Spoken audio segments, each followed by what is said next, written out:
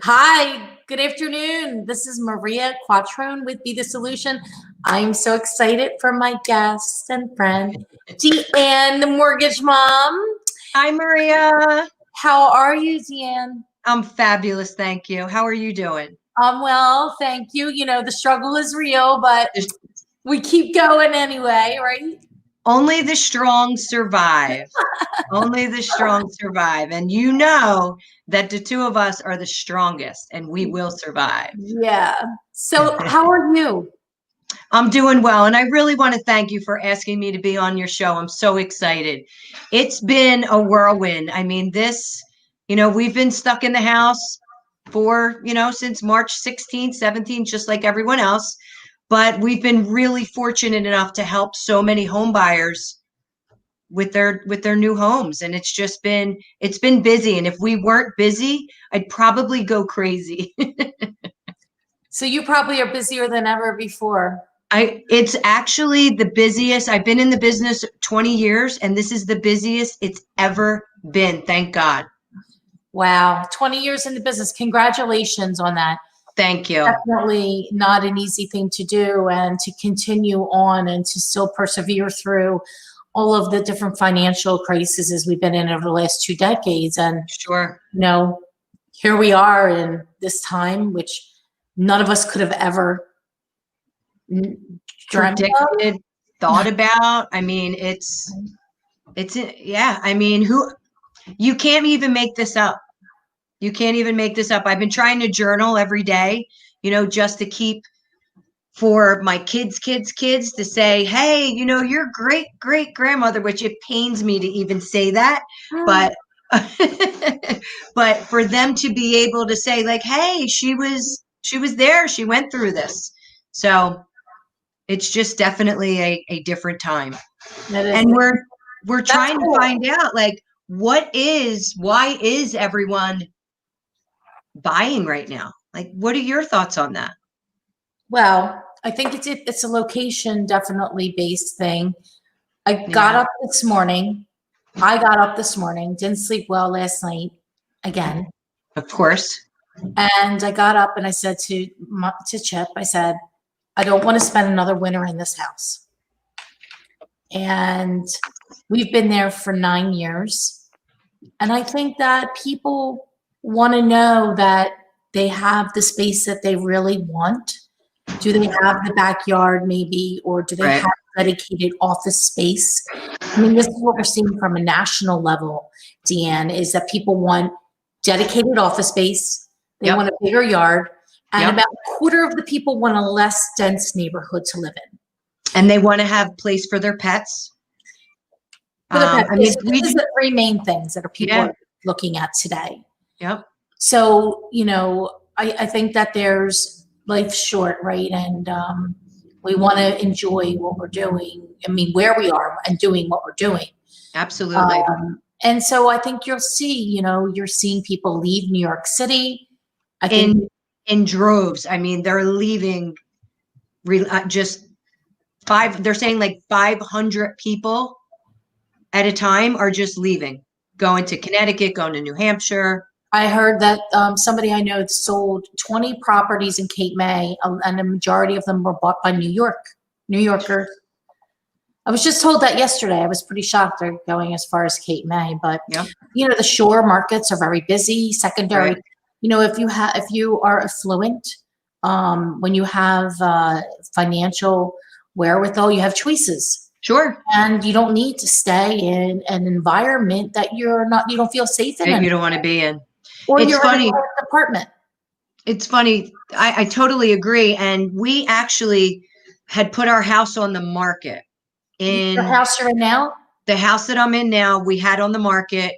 It went under contract in 3 weeks. I actually walked through my house on a Zoom call, right, with my phone, and showed the prospective buyers my house, did a little tour, told them all about the house. Later that night, we went under contract. We were supposed to close July 1st. Second week into June, not seeing any light at the end of the tunnel for the whole pandemic. And I told my husband, I said, we need to get out of this contract. I am not selling my house. And I am just so grateful that we were able to do that because we have the backyard, we have the space, we're comfortable, we have office, it's close to everybody. But we were looking to downsize. Our taxes are crazy. And we were just looking to downsize. My son graduated college and it was time. And I am just so grateful that we didn't sell. So you're staying put. I'm staying put. So now there's an example, right? So somebody who would have sold and now decided to stay put. So you see that you have people that were going to sell, not sell. Right. You have people that were thinking of selling and now they're like, we're definitely selling. And then buyers, buyers are looking for properties also, not only that are those three things, bigger yards in some cases, dedicated office, and in some cases less dense neighborhood. Yep. But they also like vacant homes. Right. Do you know why? Why? No germs. There you go. So we're seeing vacant property move. But I want to go back for a second. I mean, sure. You've been in the business for 20 years. Uh-huh. I've always admired your go-getness with your marketing and everything that you're doing, Mortgage Mom. And so how did you get in the industry and what were you doing before that? And I just want to know your story for Sure. Yeah, absolutely. Thank you for asking. My husband my husband owned a catering business called Elite Catering for probably about 20 years. And when we had originally met, and this is like 26, 27 years ago, I can't believe it's been, just time flies. But anyway, I was actually getting my insurance license to start my life insurance practice. And I was going through the classes and getting licensed. And at the time, I had met Pete and we started talking about sales. He asked me to come in to train his salespeople for the catering business. So I said, sure, why not? So I went in, started training these people. There was probably about 6 or 7. And we had a conversation and I said, you know what? These people don't get it. I said, this is like a dream job. So we let everybody go. I started doing the sales. I did that for, 5 or 6 years, built the business into the wedding business. And at the time we had started a check cashing business with my dad and some other things. And a gentleman came in and started talking about this mortgage product. He came into our check cashing store and wanted to do a meeting because he wanted to offer it to our clients that were coming in. And it was when the pay option arm came out. So my husband came home from that meeting and said to me, you got to talk to this guy. This is right up your alley. So I ended up talking to the guy and never getting into the life insurance industry and ended up getting my mortgage license and have been there ever since. Are you at Greentree the whole time? I haven't been at Greentree. I started at another company in Summers Point, was with that company for about a year or so, left that company and then went with another big company in New Jersey.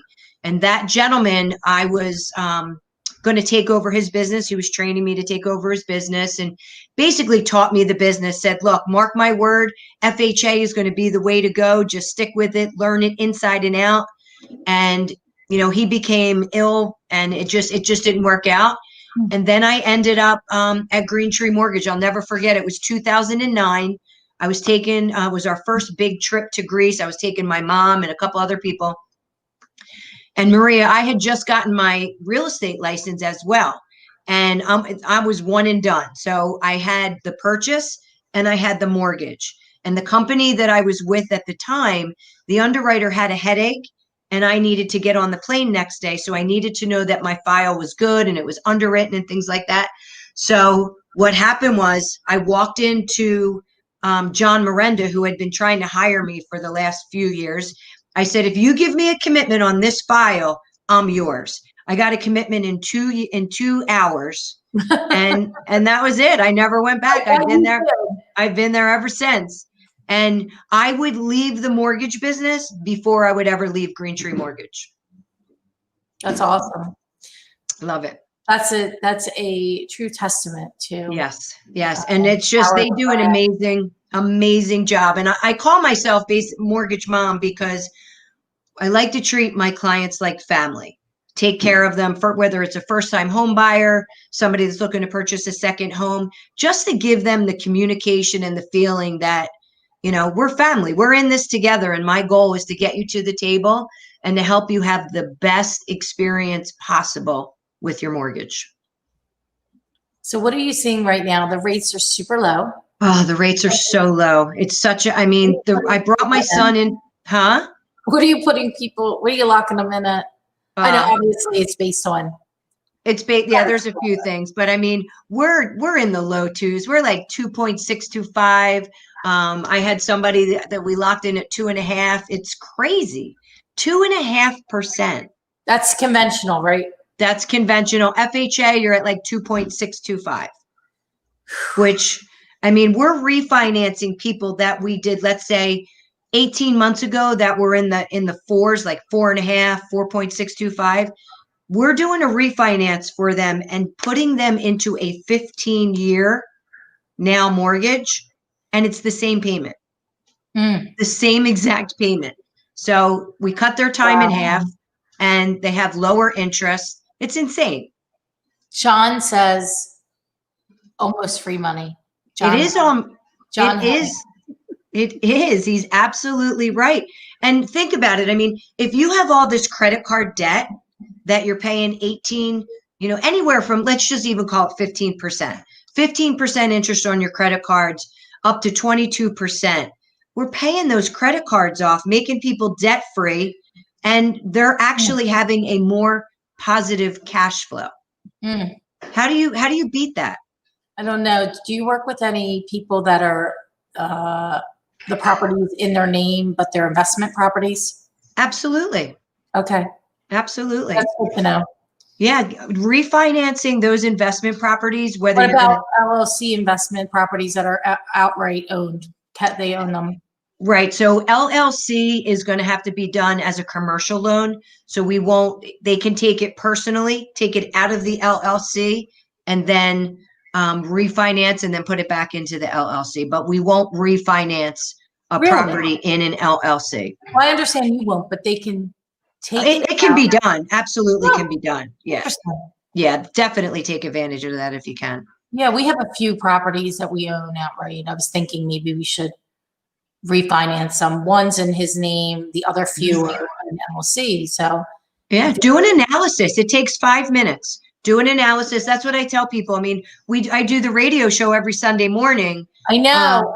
I've listened to a few episodes, some of your old ones, because when I had asked you to do this, I was doing some homework. Uh-oh. So let's tell everybody about the radio show. You've been doing that for a while. We've been on the radio show. We've been on the air for about 10 years. We originally we took over Jay Lamont, his radio show. We were at ESPN. I know Jay. Yeah. So we took over his spot. ESPN, we were on WIP. We've been on WWDB. And now we just, Sunday with Sinatra, right? So Sid Mark retired, and they gave us the Sunday with Sinatra spot at 9 a.m. on 1210. Wow. So it's been great. WPHT has been awesome. They just built a new office building. We were there for about a month until it shut down, but the studio is amazing. The production staff is amazing. And the show's been a really, really big hit. And I lost my dad in November. And my dad was such a big Sinatra fan. I mean, when I would be out with him on Sunday mornings, that's all we would listen to, either Friday with Frank or Sunday with Sinatra. And now it's just so ironic that I'm on Sunday mornings with Sinatra. So I used to listen to that myself. We grew up listening to it. We did. Absolutely. Sunday with Sinatra. Sunday with Sinatra. Yep. I love it. I put it on now. I have my own Sunday with Sinatra. Right. On Pandora. Or Seriously, what is it? Seriously Frank on Sirius X. Yeah, it's number 72. On Sirius XM.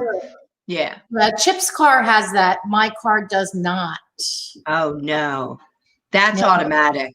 You got to get it. Maybe if you have Alexa, you can get it. I don't know, but it's a great station. I didn't So drive it. I don't drive it enough. Although I had to drive it today with no air conditioning, as I was yeah, telling you were saying, Yeah, it broke again. Yep. Who knows? Who knows? Maybe there's like a little glitch or something. I don't know. I don't know much Hopefully, about cars. I know about hopefully real it'll be estate. an easy fix. I hope. Yeah, we'll figure it out. Right. We'll figure it out. So you've been busy. You're refinancing people. They can lock in 15-year loans with Yep. like at 2.6%. Yep. I mean, are you seeing with the purchasers that they're in a multiple offer situation in some cases, or I because don't I know even. you do a lot in New Jersey, and I know the suburbs are doing much better than the city's doing. Well, actually, my son handles all the refinances. So he's just, I mean, he just got into the business.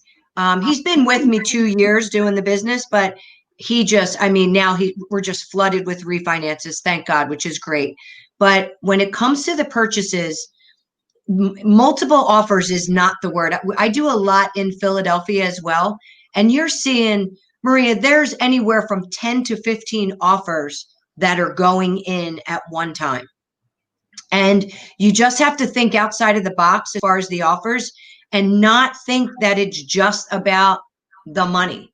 You know, I mean, you're talking about homes and people's livelihoods. And so I've been trying to guiding my clients to be, you know, think a little bit outside the box when it comes to putting that offer in and not just be a piece of paper. But absolutely, I mean, I have maybe a handful of clients that have been trying to get a house for the last month. In what area? In the Philadelphia area, Williamstown area, Fishtown area, northeast. What up to what price point for Philadelphia or Fishtown?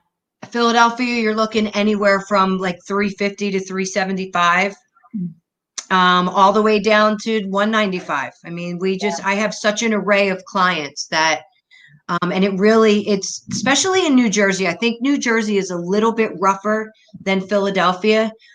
When you're talking like your Cherry Hill, Morristown area, multiple offers. Yeah, we're not seeing that. I mean, multiple offers on most places in the city, in downtown.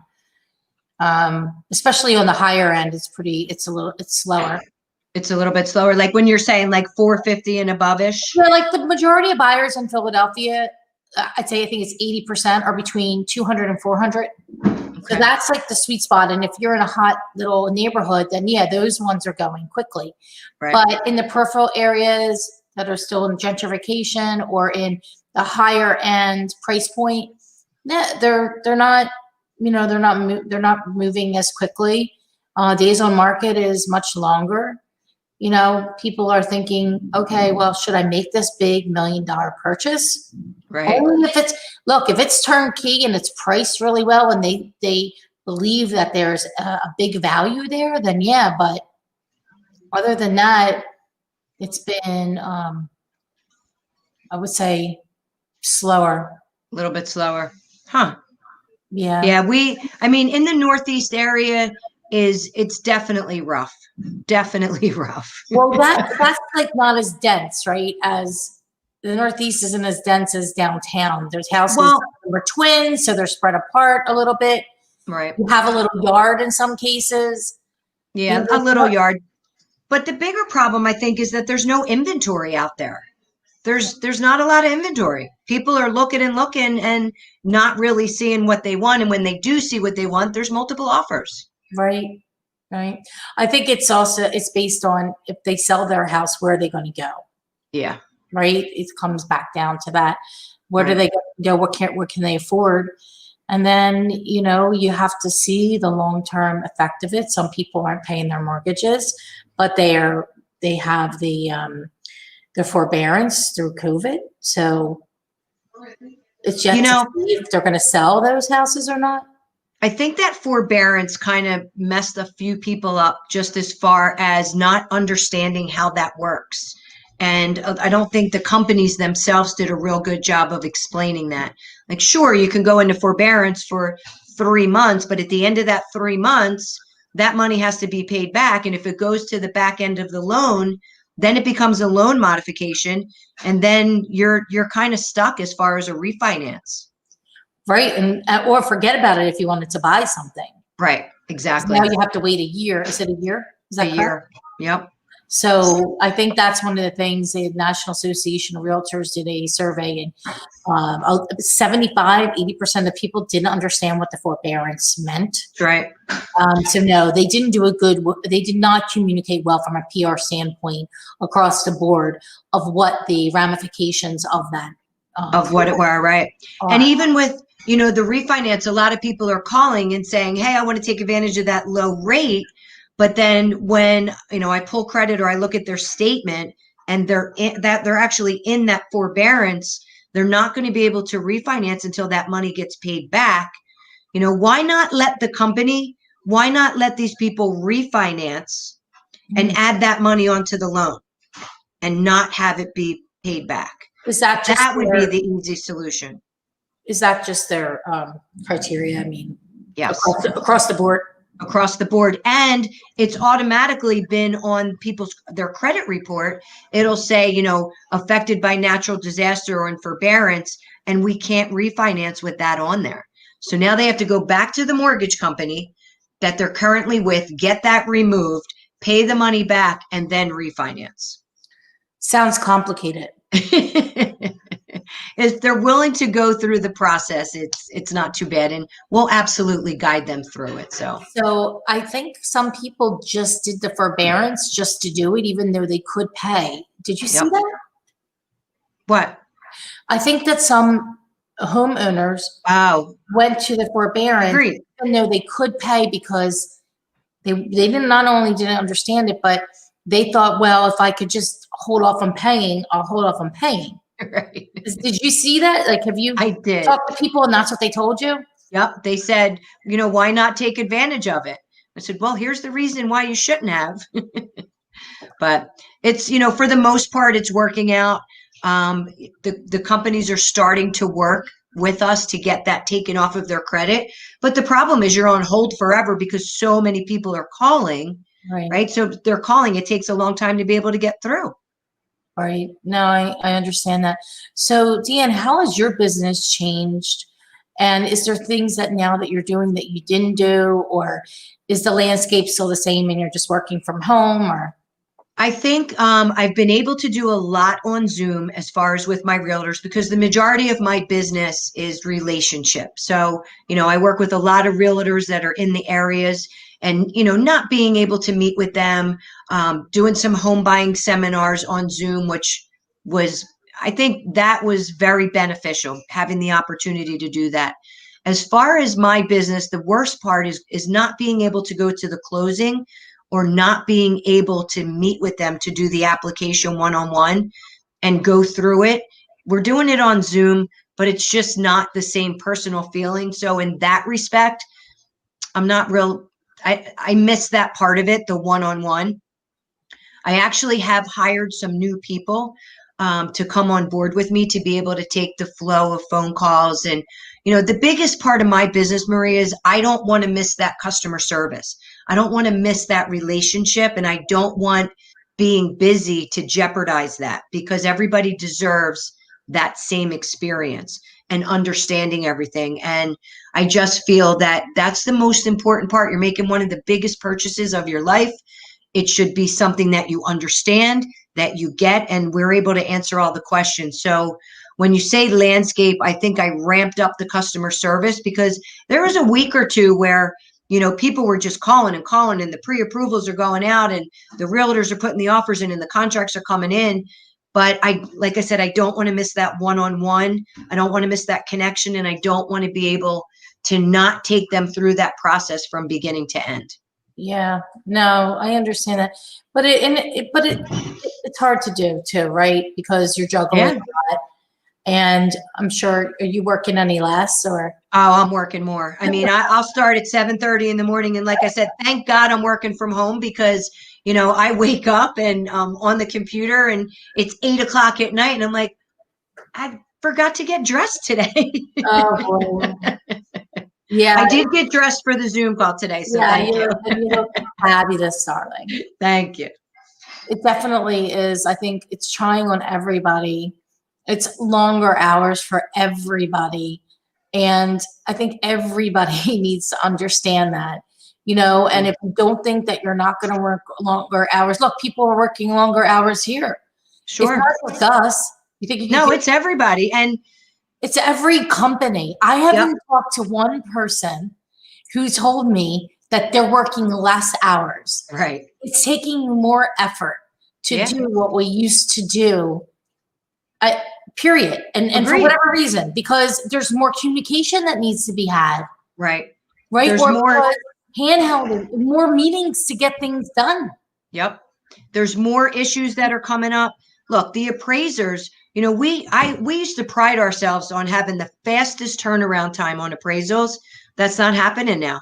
I mean, the appraisers are busy, whether it's going back out to do a reinspection or whether it's just handling the orders that are coming in. They're buried. Title companies are buried, and then not having people come into the actual office to be able to do the things that they need to do. There's that extra step that needs to be done. So as far as the closing package, I'm on Zoom doing closing packages. They show up at the title company, they're going through the docs a little bit, but they're so busy that they want to get them in and out. And then they also want to make sure that they're staying safe. I mean, when this started, Maria, we were doing drive-by closings. People were pulling up to the parking lot of the closing office, right? Getting a disposable pen. Here's your package, sign. Here's your check. Thank you. See you. And, it worked because we took the time to go over the packages, but everybody's busy. And it doesn't end. Like the phone at 10 o'clock at night, people are saying, can you send me a pre-approval? Well, you have to do what you have to do in any environment, but especially now. Yeah. And we don't know what that looks like, right? So we have to be the solution. You have to. And we have to go over and above. I hear often like, oh my God, there's so much work. It's this, it's that. Yes, it is. I didn't make this. I didn't make COVID. Did you? No. We take responsibility. We pull up our big girl panties. Right? And we get the stuff done. I know. And that's one of the things I admire about you, Maria. Like there's, if there's a wall, you're going through it. You know what I mean? There is no obstacle that's going to get in your way to do what you need to get done. And that's what I've always admired about you as well. Oh, that's so sweet. Some days I feel like I'm banging my own head against the wall. And they're not getting through it. The struggle is real. The struggle is real. I think not. No, it's, I think, I was in somebody just put me in a Facebook group. I don't know if you get put into these Facebook groups, and it's about, they said, what classes are you taking? What are all these wonderful things you're doing? And I'm thinking to myself, well, I wanted to take the Italian class. Okay. But that didn't happen because all I'm thinking about is, are they going to lock us down again? I know. You're right. How do I make as much revenue, driving much revenue as I can from my company so that we survive this? Absolutely. That's what I'm doing on a daily basis. Yep. Is what can we do to continue on with that? Agreed. And when we canceled the contract for our house, my husband and I said, all right, well, let's do the things that we wanted to always do to the house. And we made a list and we started, and I said, one night I woke up, it was like 2 o'clock in the morning. I said, we're not doing anything. We're just going to work and work and work and make sure that we're prepared. Because again, we're working hard. We're doing everything we're supposed to do. But if we go into lockdown again and people can't go and see houses and we can't sell real estate, that's our livelihood. We're not getting a paycheck at the end of the day. So I want to be prepared. I'm, hoping for the best and preparing for the worst. Exactly. And I think that's what, as business owners, look at all these businesses. They're not even talking about the corporations that are going bankrupt. It's so sad. Small businesses that are just not opening, that are permanently going to stay closed. The media doesn't focus on that. They're not telling everybody really what's going on. But if you walk around the city, you'll see signs up that says for lease, Yep. that business is not there anymore. And, Right. and we don't want to be that business that doesn't make it. So, Yeah. yeah, I mean, it's definitely much, much harder today. And you have to have that much more resilience. I mean, you're a fighter, so you're going to go after it and you're going to go get it no matter what. But, a lot of other people, it's like, what do we tell people? How do we keep strong? Yeah. I tell my team all the time, like, head down, move forward. And especially with things that are going on now, you have to keep your mind strong. So, when you get up in the morning and I say I'm at my desk at 7:30, well, that's after I've taken a couple minutes to maybe meditate or read 10 pages a day of, something motivational so that I can start the day with my feet planted in a positive mindset and be ready to, for whatever comes along. If not, like you said, you're banging your head against the wall. It'll get to you. It'll get to you. I mean, I'm not going to lie. I'm still looking forward to Fridays and, having my tequila. I'm not going to say I'm not, but, I'm just trying to stay as positive as I can, take time, work out, shut down a little bit, and then just bust it out.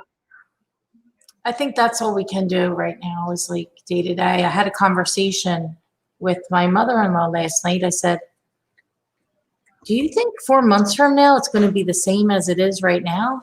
Or is it going to be worse? Do you think it's going to be better? Because that's Christmas. Right. Said, what happens to all the Christmas parties and all the networking? I mean, I would see you out. We had dinner together multiple times with our husbands. Yeah. I would see you out networking. I mean, how this has changed our entire way we do business. Absolutely. I mean, how much of the time were you out of the office before versus in the office? Let's just tell people really what it is. Yeah. Like 75%? Absolutely. Out versus 25%? Absolutely. Yep. Absolutely. Definitely out and about 75% of the time, going to a happy hour, taking realtors out to whatever it is. I mean, just, that's our job. Our job is relationship built. And, that's just not there right now. I mean, doing a Zoom call is great, but it's still not sitting belly to belly, having a conversation, just and talking and meeting other people. There's something about having some wine and cheese. Right. We're going back to alcohol for some reason, Maria. I'm not sure why, but I'm ready for the wine right now. Or I'll take some vodka. No. I'm kidding. I don't date. I'm not a day drinker. Even if we were going to lunch, I don't drink during lunch, but just because I can't function. I mean, one drink and I'm not. Oh yeah. Yeah, it's not for me, but I do like my after work cocktail, happy hour. I used to love going to, the different events, BIA, the realtor stuff, the Union League, all these. Going to Josh's events, right? Yeah, with Real Producer. I mean, such a sweetheart. Yeah, that was such a big part of, going to those quarterly meetings and just having fun and meeting new people. And now here's your list, call people. I don't want to get on the phone and call people. I really don't. So you have the outlet for the radio show, which is fantastic, but you've been doing that. So you're real good at that. This isn't Be the Solution, and this podcast was developed because of COVID. Yeah. I mean, and great idea. My goal is to highlight, business owners, bring on influencers and, very successful real estate individuals, teams, whatever. Sure. And so that we're educating the real estate community, offering value from bringing on authors and things like that to all of the community, and then highlighting local businesses and seeing who we can help. And that's, being the solution and it's the same thing for exactly what you're doing, which is why I invited you, because I know that you are with your vision for your business and everything that you've done through Mortgage Mom and the marketing. And I say that marketing, not like in a bad way, but you market yourself. No, I know. It's a branding. It's a branding. It's a marketing. I want people to know who I am. I want them to know that I'm here to help. Right. And so that's been you've always been that person of, I want to treat people like their family. And that's why I'm Mortgage Mom. Right. Like, you don't even look like a mom, and you're a 25-year-old, 24. Oh, wait, he's not 25. He's 22. Right, 25. Look, without, during this COVID, it was not, I mean, I love going to the gym. I love working out, eating healthy, and it was rough for a while. It was really rough. But Yeah, I bet, because you're very routine based, I am. and that has to be tough for all of us that are routine based, because we had to change our routine, which we've been working on doing. And Yeah. I love reading books. I don't know if you're a reader. Absolutely. Or podcast, but anything like cool that you've been reading or listening to? There's been a couple things that I finished. I'm into Jim Rome. Love him. Oh yeah. The 5 Pieces to Life puzzle. And then, what's really great, Maria, is I'm part of a call every morning at 8:45. It's a 15-minute call, and we get on there and we read something that inspires us for 15 minutes. And I started Think and Grow Rich with Napoleon Hill. It's like 317 pages, and we're almost done it. I do it every Tuesday. And Think and Grow Rich, even if you've read it 3 times, go back and read it again. It's amazing. We also, Pete and I watched The Secret. So it's a movie that we were able to watch on, I think it's on demand or on Netflix, but The Secret was amazing. Just some inspiring movies, but those 2 books right now have really blown me away. I haven't read Napoleon Hill in quite some time. Yep. I read it many years ago, and then I read it again. I probably read it maybe 3 times in the course of my lifetime, but that certainly is not enough. Yeah, no, it's definitely a great read. Every year. You did what? I'm sorry. My dog was flipping out in the background. We'll edit out of the podcast. I said, I think Napoleon Hill, Think and Grow Rich, is a book that you can read every single year. Absolutely, without a doubt. Rereads, like I reread The Compound Effect, Darren Hardy. Yep. They even get to revisit it, Michael Gerber. There's some of my reread books. The 4 Agreements. Great books. I can't remember his name. But yeah, those are like some of my rereads for forever. I like even The One Thing that was written by J. Paps. Yep. It's a really good book. And The Slight Edge and The Magic of Big Thinking and The 7 Habits of Highly Effective People. Exactly. These are books I've been reading for, forever. I mean, you never stop reading them. Yeah, there was a book that you had given me 12, was it 4 weeks and 12? Yes. I can't think of the 12th year. Yes. Right? Another fabulous book. The 12-week year. You know what? I'm glad that you brought that up, Deanne, because that is a very good book that people should read right now. With everything that's happening, we should probably look at our business in the terms of a quarter instead of a year, and focusing on 12 weeks at a time, I think, is enough, especially whether you're in sales, you're a business owner. We can't see that far out. No, you're right. Can you see into 2021 right now? Absolutely not. And it's hard not to be it, because we're planners in our business. I mean, we're planners. We have goals to meet. And how do you do that? I mean, sure, it can become numbers, but it's a little out of whack, I think, right now. And I think taking that book, which is, you're right, it's a great opportunity to read it right now and just break it down, maybe into smaller steps. Yeah, I like that. I like that idea. See, I get a new idea every time I interview somebody. That's great.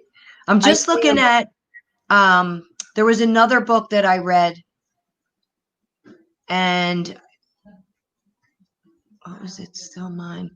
I'm looking up because I do Audible too. So when I'm working out, I can continue to do it. The 7 Habits of Highly Effective People.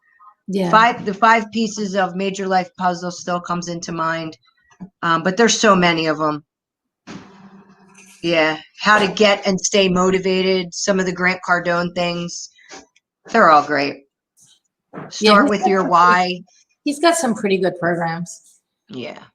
for like sales stuff. Yep. Sure. Like deep core. Yep. That's very salesy. Salesy. Yeah, salesy. But I think there's the sales aspect of the business, and then there's the actual running of the business and Exactly. Yeah. what that looks like and how. Yep. And it's constantly changing, right? So from our standpoint, look, we just want to be the solution, help others. Like I value our friendship. I am so thankful and grateful of your time today because I know how crazy you are. And I can't wait to go to dinner again. Oh, I can't wait either. I mean, that's all I have to say about that. I'm so looking forward to it, Maria, and thank you so much. Today was great. I'm glad I could be a part of it. Amazing. We'll drop your info into the comment section so that everybody has it. If anybody has any mortgage questions, Yep, happy to help. So this is we'll be out there and being able to be viewed up until the podcast time, and then we'll send it out to you. But all right, it was great talking with you today. You too. Thank you. And I wish you a wonderful rest of the week. And thank you, Maria. I hope to see you sooner than later. I know. Let's make plans. Thank you. All right. My pleasure. See you soon. See you soon. Bye-bye.